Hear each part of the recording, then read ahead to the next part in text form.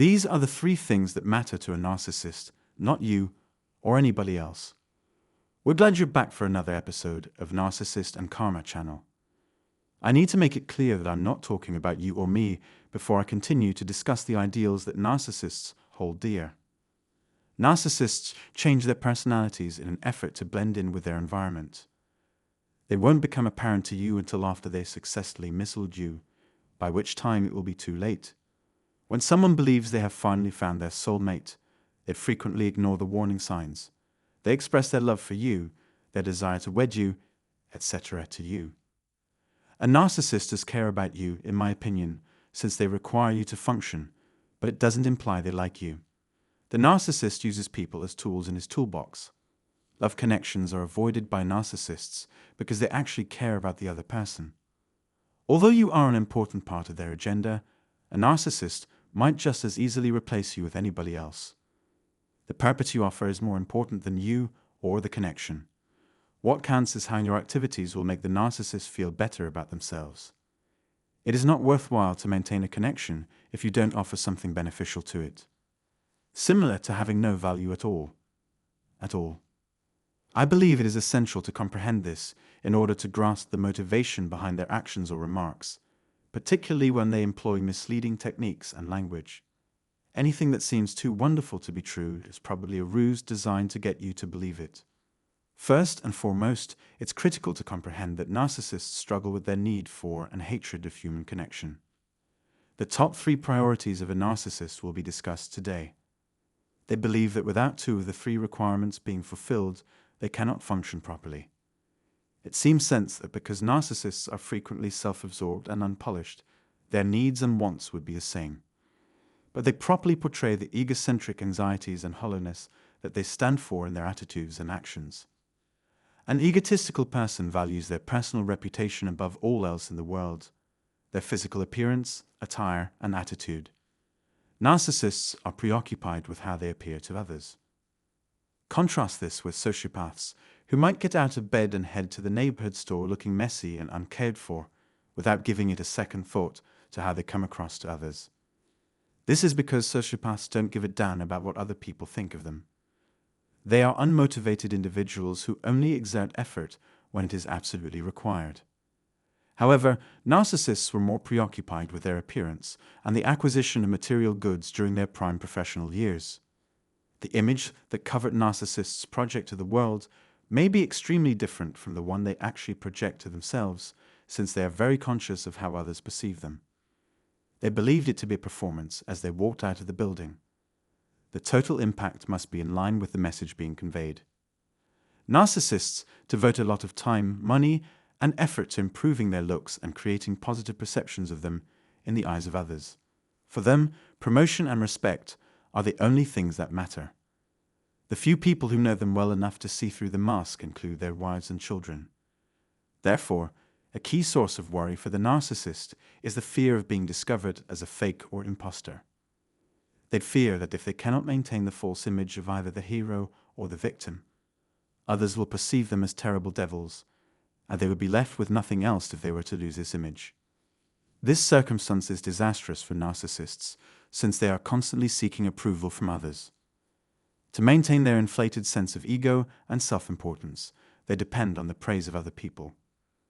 The creation of the fake persona is often how narcissistic supply. The second part is acquired. They can only be happy when they are the focus of attention and getting praise and admiration. They must comprehend the level of admiration and respect that the people have for them. Without the narcissistic fuel of wounding and betraying the people they profess to love, they can't carry on. Given that it is required, that must be done. So they have to con people into thinking they are close friends or romantic partners. Narcissists attach a great deal of importance to this issue, and they will go to any lengths to obtain a narcissistic supply. Because they only regard other people as resources to be used against them, narcissists are unable to have true empathy for others. They will be content as long as we satisfy their egocentric desires. They exude an aura of unquestionable dominance and power. From an early age, narcissists learn to control their surroundings. They won't care to live if they can't control their surroundings and demonstrate their existence. This is simply another element in their search for new supply routes. They are unable to accept love for just one person. One individual is never a sufficient target for abuse and manipulation. Insatiable predators, narcissists are always on the lookout for a fresh victim. They never seem to be content. They will need to have access to backup supplies in case they run out of their current ones. They will keep you around while they hunt for a successor, even if they become tired of you, stop seeing the value in what you have to offer, and put you to the side. You can't help but stay with them because they view you as their property that needs to be taken care of until they can use you again. Narcissists therefore require a steady stream of narcissistic reinforcement. Finally, narcissists place a high value on accumulating material wealth and clout in society. They can enhance their false persona and purchase more material possessions with the money they have, which will help them forget about their miserable lives. They reject the idea that you can't buy happiness with money. They put in a lot of effort because they want more, even if it means taking advantage of others. They realize that they could control a larger population if they had enough wealth. They would be able to maintain certain relationships because of their financial situation. Narcissists are unable to be happy with their financial condition, just as they are unable to be happy with everything else they earn. More money equals more power, and narcissists like dominating and intimidating everyone in their vicinity with that power. Narcissists think that if they have enough wealth and power, they can accomplish practically any ambition. They choose to sit in the first row because they believe they are superior to everyone else and should be given preferential treatment. The ultimate goal of a narcissist is to amass enough wealth and power to completely dominate their surroundings.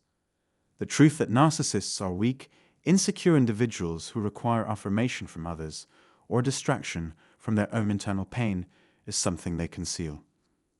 As long as the narcissist is able to satisfy their own narcissistic wants, they will continue to live. They can use their wealth and influence to exert more control, maintain their reputation, and establish new channels of supply for their own narcissistic needs. You already know that narcissists only have their own interests in mind and are prepared to do or sacrifice everything to pursue those goals. I hope you find this movie to be a worthwhile investment. Accept my sincere gratitude for your thoughtfulness. If you would like to contribute to the discussion on the topic of this post, please feel free to do so in the comment section below. Click the bell to subscribe if you want to make sure you don't miss any upcoming videos that are added to this channel. I'm grateful.